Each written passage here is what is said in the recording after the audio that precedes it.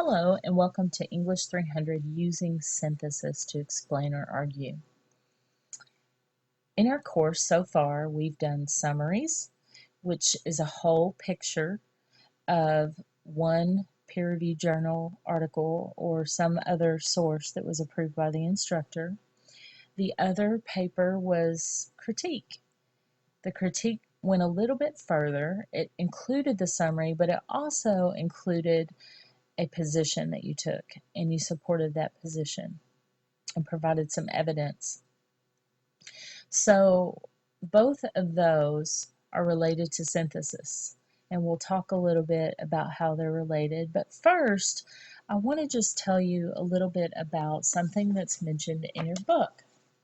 In your book, Writing and Reading Across the Curriculum by Behrens and Rawson, you've got Chapter 4 on explanatory synthesis. We look at this, it gives some great examples of where you might find synthesis. Now in class I gave you the example of a book that was combined with a popular theme that's going on, and both one was Pride and Prejudice and the other was zombies, and the book that I showed you was called Pride and Prejudice and Zombies.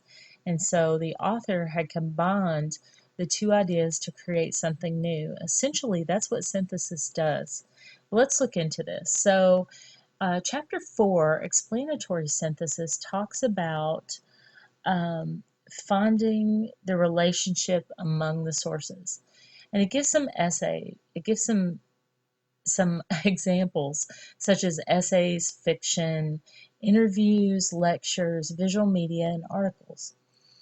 All of these different examples use synthesis to put things together, so to speak. Let's look at a little bit more about synthesis. So what is it? Synthesis is a short version of a research paper or argumentative essay. Literally, synthesis is putting together those sources to support a thesis statement. So it draws on two or more sources. And in a synthesis, you don't only want your sources to support your thesis that you're discussing, but you also want those sources to connect to each other. So perhaps the sources you found had statistics in them. And one of the papers discussed fluoride in water and some statistics on an area where fluoride is the highest and perhaps cancer rates are related to it. And then you find another article that's contrary to that. Are those connections? Absolutely. So let's look at what your thesis might look like in this paper. You always begin with your thesis, although you may actually modify that slightly as you're going through sources. Your thesis in a synthesis can be explanatory, so it can be used to explain something, or it can be argumentative, which means you take a position and find supporting evidence for it. Let's use the following example. So you believe that fluoride in your town's water is making people sick, and you want to have a look at that in a research paper and provide support, supportive literature to provide evidence.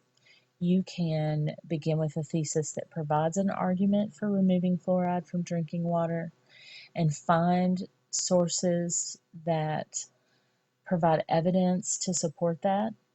Or you can begin with an explanatory synthesis that indicates you will be discussing the dangers of fluoride in the drinking water. In an explanatory synthesis, you use the source to explain rather than take a strong position. It's slightly different from the argumentative essay. Think research paper. Let's go back to that. So if you think about research papers in the past, you've done compare and contrast essays and descriptive essays and many different types of essays that aren't necessarily argumentative. So an explanatory thesis is one that will explain something, explain all of the dangers of fluoride, and it can even explain the benefits of removing it, but the actual writer doesn't take that strong position.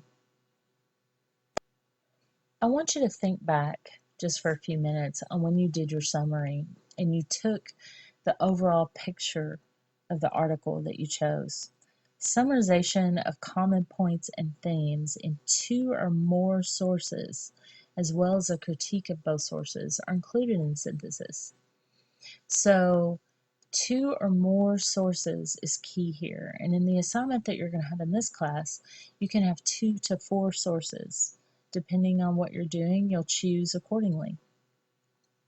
The critique of both sources here, in explanatory synthesis, you'll be providing information rather than taking a strong position.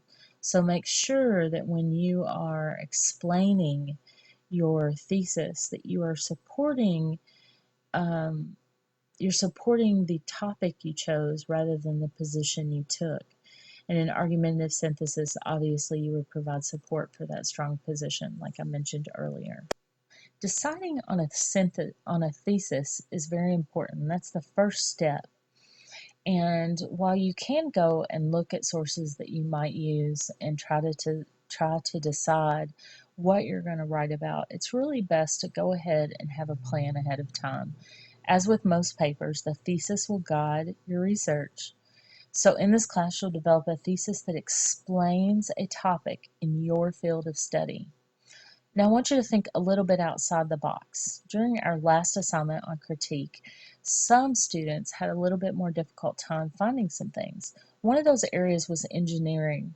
There were a lot of articles out there, but really focusing in on a topic that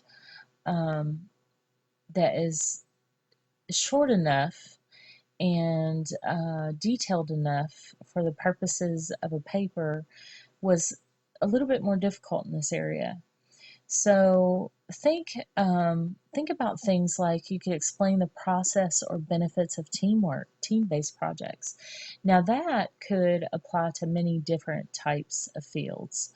Also, another one that was a little more difficult in the last assignment was interior design programs. You can research and describe how moods may be affected by certain colors or designs. Now have a look at both of these because you're talking about process and benefits, teamwork and team-based projects. You don't see any strong position taken here the way that this is worded. If you go down to interior design program, you could research and describe how moods may be affected by certain colors or designs. There's no position on changing colors or designs.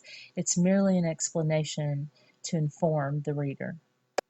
Once you've settled on a thesis to guide your research, you're going to really read those sources as you found them.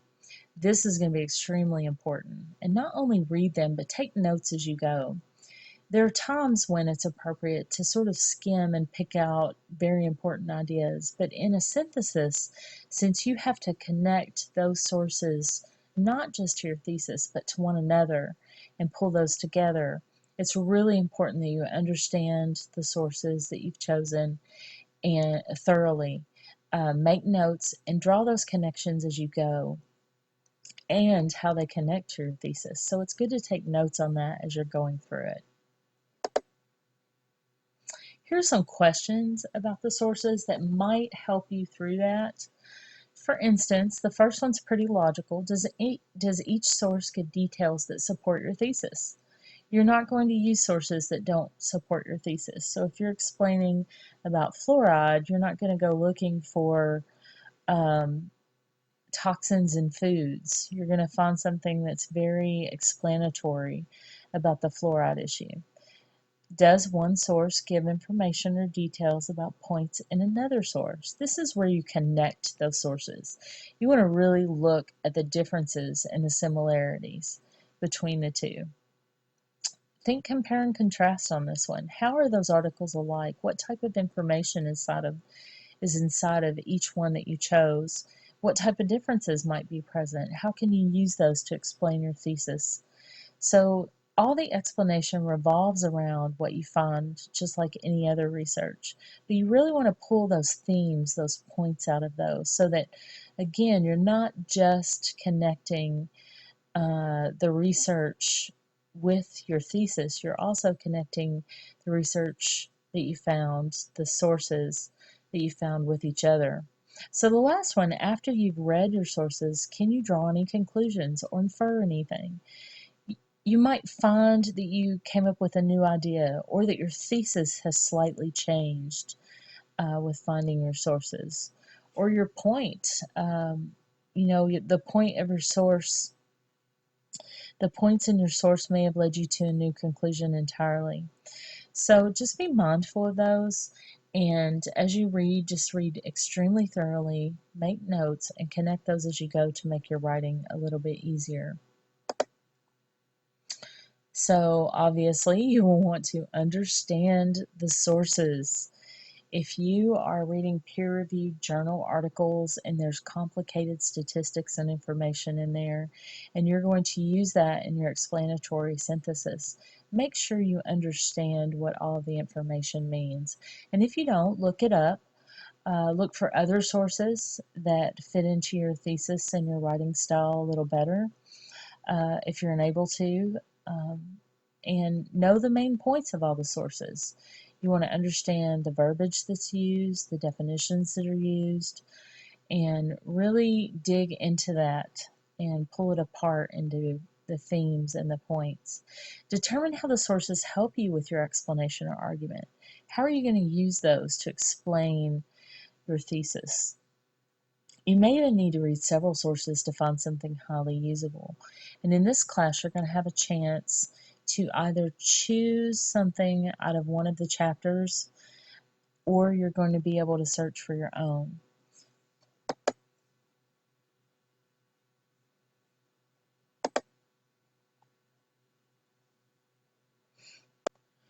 So you might ask, what is a synthesis used for?